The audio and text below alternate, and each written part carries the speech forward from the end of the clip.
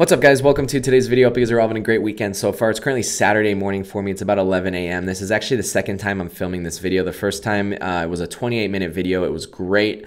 I go upload it on my computer and the audio is just completely blown out. So we're trying this again. But this video is a video that you guys have been wanting me to film for quite some time. I know a lot of people have been asking me for just the overall story on the eviction, how we got the property, the initial walkthrough that we did on the property, evicting the tenant, going to court with the tenant, in the current situation that we're dealing with right now. So I'm going to try to keep you guys updated with this story time right here in a consolidated matter with as much facts as possible and as little speculation as possible. So we were presented this deal, as we are with a lot of our deals that we get through social media. Backstory, this is a internal family issue.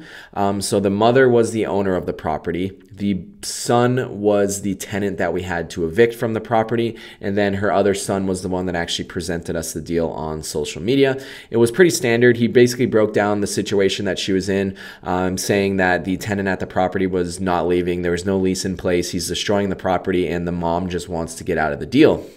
So we asked our normal questions, like 4 or 5 questions on, okay, what do they want out of the deal? What's your timeline? How fast do you want to sell? Do you have any special terms or conditions that you want in our offer? Like, do you want post-possession? Do you want a lease back?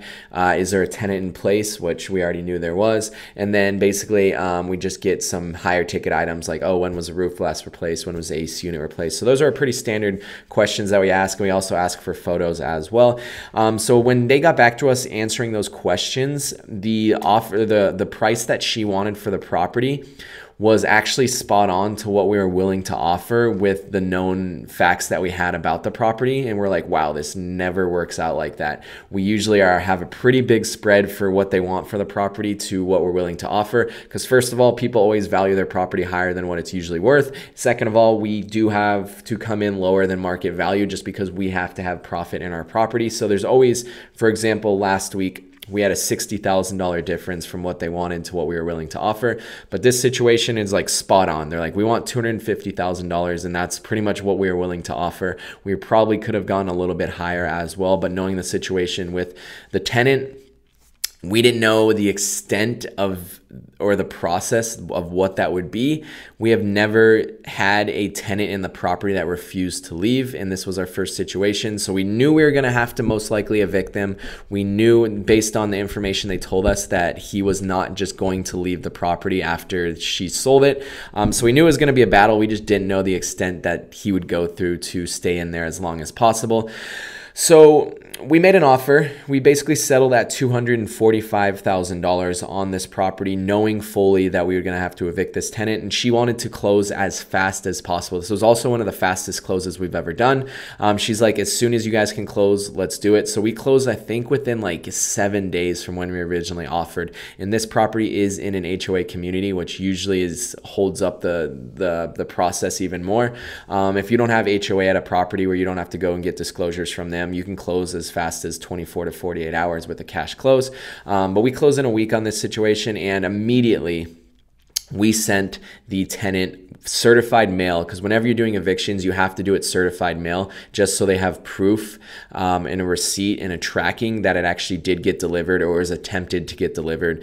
Even if they reject it, you just have to show an attempt that you did send them certified mail. So we sent them a 5-day pay or quit. When they got that letter, they immediately texted me, because we were in contact before this. We offered them, let me actually read this message because I'll make sure I'm being as factual as possible on this situation. Okay, I was like, hey, so-and-so, we are the new owners of the property at the address. We do plan on delivering a written demand of surrender and possession this week, which is a 5-day notice to vacate the premises. We wanted to offer you guys a couple weeks stay at an extended stay and Walmart gift cards to make this transition easier. Is this something you guys would like? Thank you. Let me know if you have any questions. And the moment they got that text message, they called me up and they said that they had a lease and that the lease was a prepaid rent-to-own lease, and they already paid $24,000 up front for the first year of the property, which to me just didn't make sense whatsoever. First of all, like the numbers didn't make sense on what they were saying, and also just the whole lease in general did not make sense. And they actually forged the signature. This is a fact because we went to court for the whole situation. They forged a signature of the mother, basically. So saying that, yes, the previous owner or my mom was the one that created this lease and she signed it, here's proof, blah, blah, blah. So the moment they sent that to us, that 5-day written demand of surrender no longer really applied because they had a lease. So this is when I didn't know what to do. My mentor didn't know what to do. This is when we got the lawyers involved. So we sent them basically all the information that we had, like, hey, these people have a fake lease according to the mother. She said she never signed it. And what do we do? And they're basically like, well, you have to now, because there's a lease, you have to give them a 30-day written notice to vacate the premises. So just for creating that lease, they extended their stay at this property at least 30 days. On top of that, we had to schedule an actual hearing with the court case, which took an additional 2 weeks after that. And basically we took them to court strictly to get them out of the property. And we hired a lawyer. The lawyer was $600 up front, and then it ended up being about $1,600 in lawyer fees all in, from his time to travel to court, from his due diligence period, talking to me on the phone, talking to the previous owner on the phone who was going to testify on our behalf, and doing just all of their due diligence and what they needed to do to get a proper court case in place. So when we actually get into court, I'm trying to like speed this story up as fast as possible. Hopefully you guys can get the gist of it. But when we got him in the court, finally, the moment we got there and the moment that my lawyer like said his initial whatever it may be, I was like, okay, we got this. Like, this is clearly a faked lease. None of it makes sense. We ended up winning that court case quite easily. I didn't have one doubt in my mind that entire court case, which was about 2 hours, that we were going to lose it. Everything that he said, all the evidence that he had of paper trails, there was no paper trails of the $24,000 being paid. So that was the biggest thing, is like, okay, you said you paid $24,000. Where's the paper trail for that? There was absolutely no proof at all that he had any of that. So right then and there, we had it in the bag. And then we also were able to prove that the actual signature was forged as well.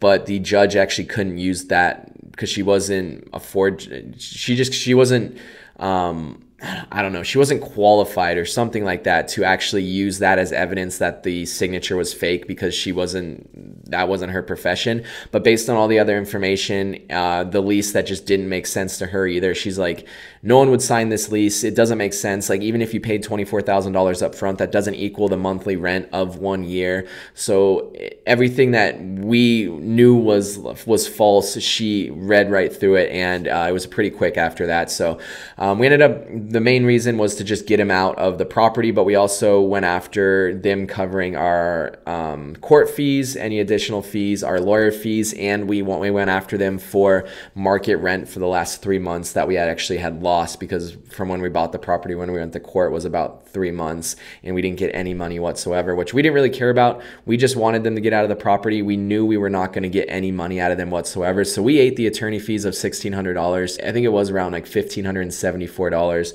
We know we're not going to get market rent from them either, so we just wanted them out of the property.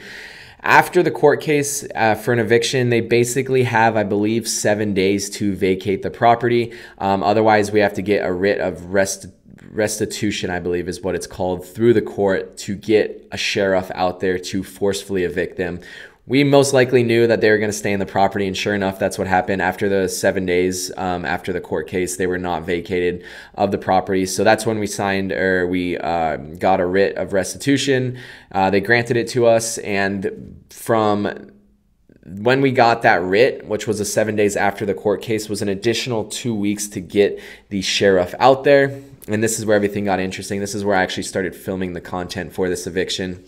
So the eviction happened Thursday of last week, which was about 9-10 days ago. It's Saturday now.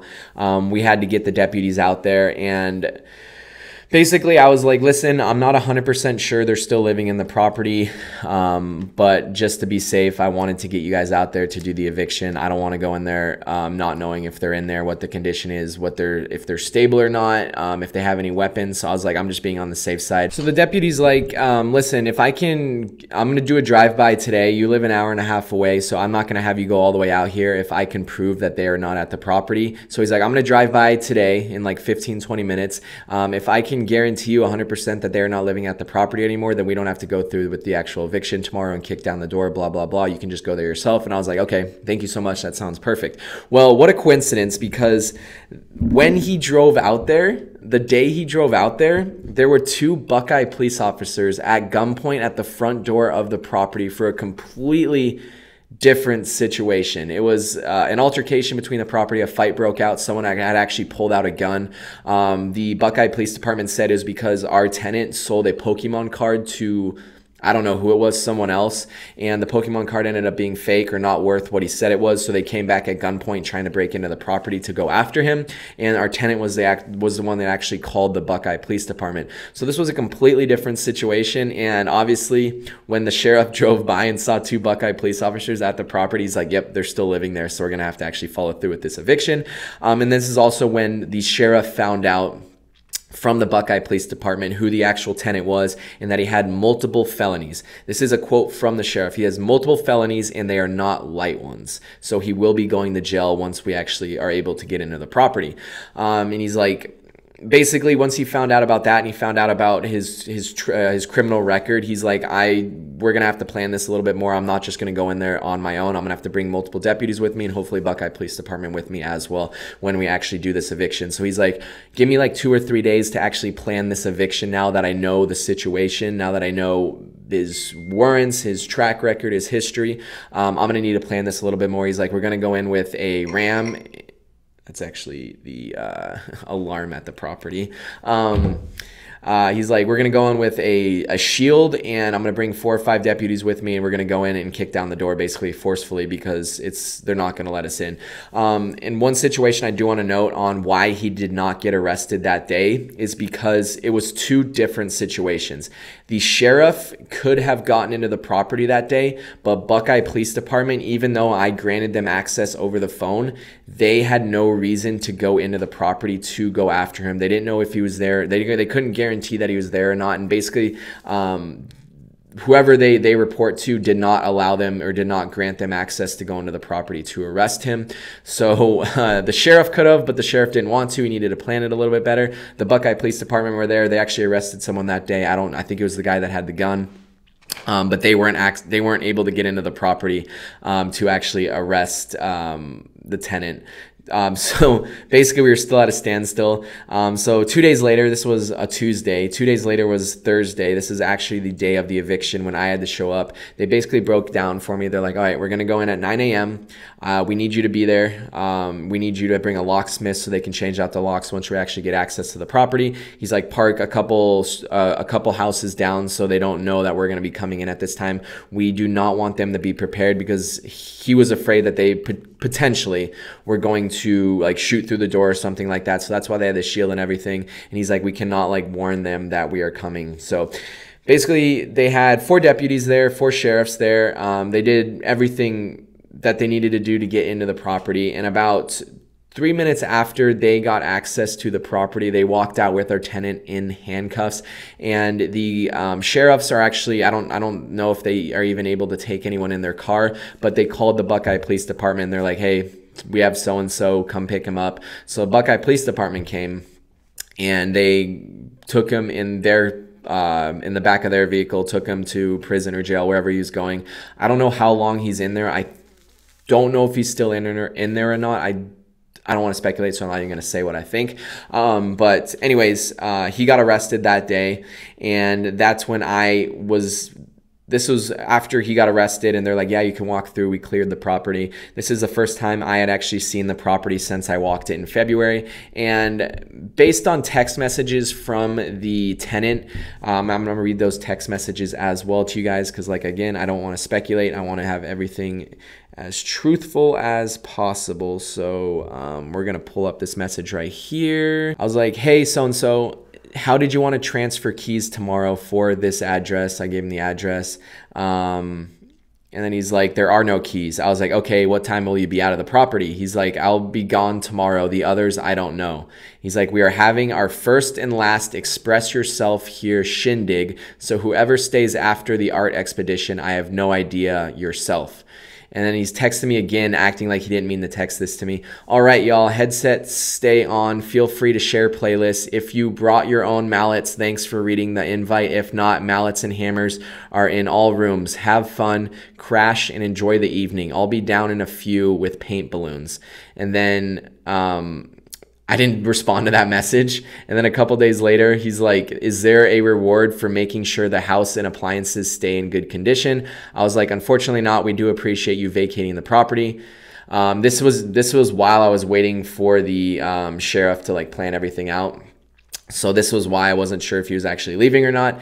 And then he texted me. His response was, sweet, looks like the house will be needing all new wiring. In that case, copper sells for a lot, I guess. And 4 of the 6 main support beams are cut clean. And this was the last communication that I had with him.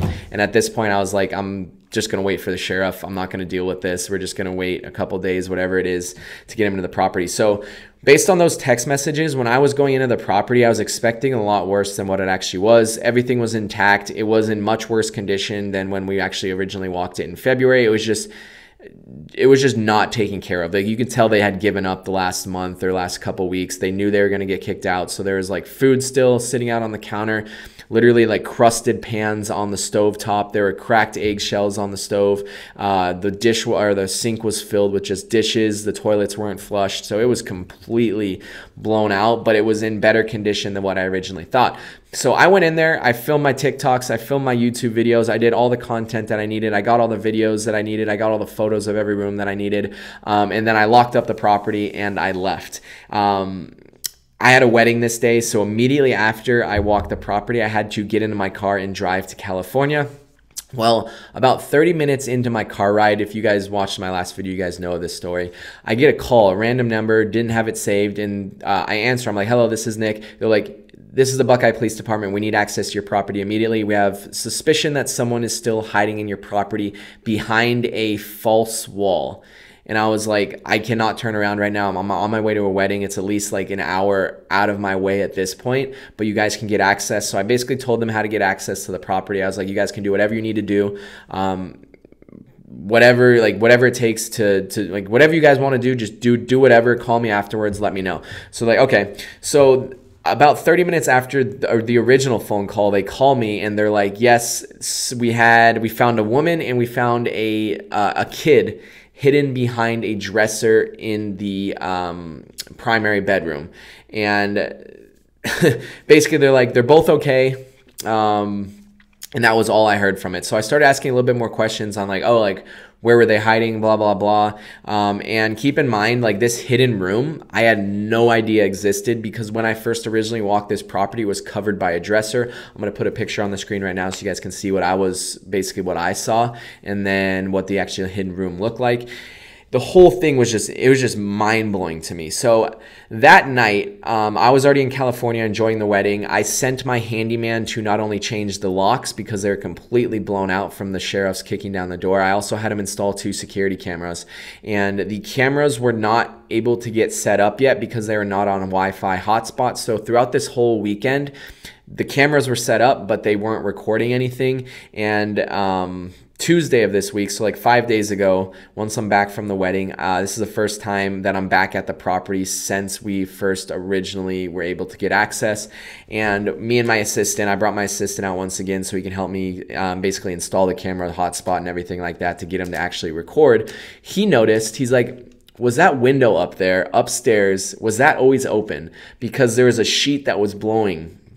And I was like, there's no way that window was open because the upstairs, even with the air conditioning on, would be like 100 degrees. This is like the summer of Arizona. It's like 113 degrees constantly. I'm like, we would have, first of all, noticed that window was open. Second, we would have felt that window was open with how hot the upstairs was. I was like, there's no way that was open.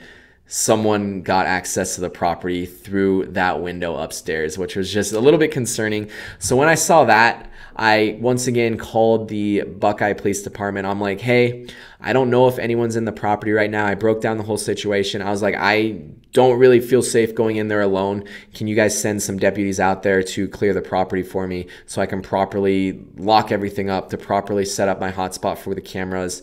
I was like, I apologize. This won't happen again. I'm just not certain that I need to be certain that no one's in the property. So they're like, she was kind of rude on the phone. By the way, this whole entire process, I've had to call the Buckeye Police Department a few times just to kind of ask questions. They were horrible. Now I understand why people don't want to call the police department, because they're condescending to me. Their whole demeanor was just completely rude, and it just kind of was off-putting. Like, it made me not want to call them. I felt hesitant.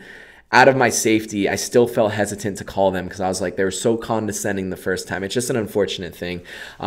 So yeah, it wasn't 911. It was a non-emergency line. But they did send deputies out there, and they cleared the property. Same situation. They were like yelling. They're like, Buckeye Police Department, if anyone's in there, make yourself known. They waited a couple minutes. No one came out. So they, at this time, I had the key to get in, so they didn't have to kick anything down. I literally just unlocked it and let them into the property. They cleared the property. And this was the first time that I had actually seen this hidden room. A lot of stuff was shifted around. So the dresser was actually tipped over. Based on previous photos from when I walked it the week before, I like looked back and I referenced them. I'm like, yep, that's gone. Yep, the ladder that was sitting at this corner is gone. So now I was like, okay, they're probably going to use this ladder to try to get into the property once again.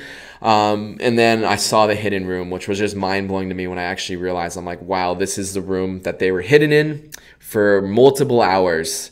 When I was walking through this property alone, filming content, I was like, I spent so much time in this bedroom right here.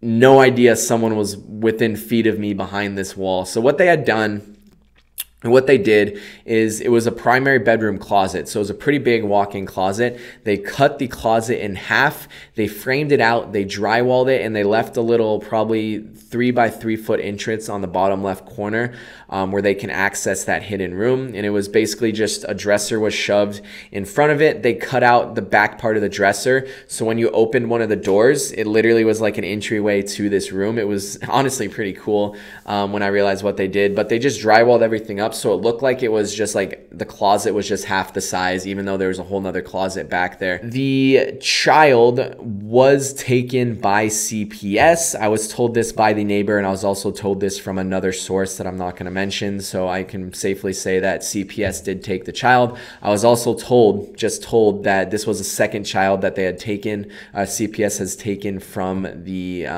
tenants that were living there, drug-related issues. There was all kinds of foil throughout the property, burnt foil, and the sheriff that walked the property said, be careful, this is signs of fentanyl, like them smoking fentanyl. So he's like, you got to be very, very careful, because any sort of, even if you touch it, any sort of dose of fentanyl can be deadly. I relayed all this over to my trash guys. I was like, listen, be very, very careful when you go in there. There's a lot of signs of drug use, blah, blah, blah. And that leads us to where we are today. So I talked about how they got evicted. They got back into the property through that window. I don't know if they took anything. I know for sure they took that ladder, because from the picture before, it was completely gone. They shifted a lot of things around, and now we're basically today, as I'm filming this video, I have my demo crew, my trash guys out there with the 30-yard dumpster, and I have the tenants, one of the tenants at least, the one that supposedly went to jail is not there. She didn't say why he was not there. It was actually the woman that is at the property cleaning her belongings out. So I have my trash guys, my team, working with her to figure out what's trash, what's not trash, and we're just starting to gut the place right now. They do have 14 days from when we evicted them, which doesn't make sense to me. Like, they were given so many opportunities to leave. Like, I'm like, okay, so we took them to court, we won the case, we waited 7 days. why do we still have to give them 14 days after this, after the forceful eviction, to get their property? They already had 7 days knowing they would have to leave. It just doesn't make sense to me. And then another thing on top of that, I have to be in contact with them. I'm the one that either has to let them in or hire someone to let them in. The whole thing there's just like, doesn't make sense to me. A lot of the stuff that we as landlords have to go through. Granted, I am grateful I'm in Arizona, because in different states like California, it could have been a lot worse. I've had people tell me that they've had to wait 6-8 months. Once we got the court case, it was pretty straightforward. It was within 2-3 weeks that we got him out of the property. Just waiting for that court case is what took a long time. So moving forward right now, I think we are going to clean out as much as we can today and then come back on Thursday and whatever's remaining there, because after the 14 days, we're just going to throw everything away and start renovating the property. We're going to have to do proper security measures. We might get a couple more cameras in the property as well, because once we start renovating, they can do a lot more damage. And I do have a feeling they might come back. I mean, they've obviously come back multiple times before. So I don't think this is their last time they're going to be at the property. So we just have to be proactive with it and also be very careful as well. One thing I do want to note is a lot of people are saying you should have a better background check on them, blah, blah, blah. We inherited these tenants when we bought the property. We did not screen check them. They did not have a lease. We did not do credit check, background check, criminal history check. We did none of that.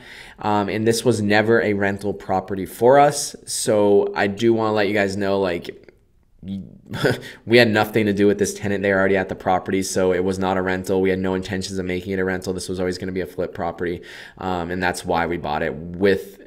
We were well aware of the situation. The previous owner did not lie about anything. I have nothing against her. I'm actually extremely grateful. She came in the court that day and testified on our behalf. She had absolutely no benefit to testify against her own son in court, so that just showed a lot of the pain she's gone through. She's gone through so much just by talking to her. I can tell it really hurts her, this entire situation. It's just unfortunate what drugs can do to people. Like, every single person in that house that was living there towards the end was just, it's just a bad situation. It's extremely unfortunate. I hope that even though the amount of stress we went through, I hope that the tenants can come out on top and get the proper treatment that they need.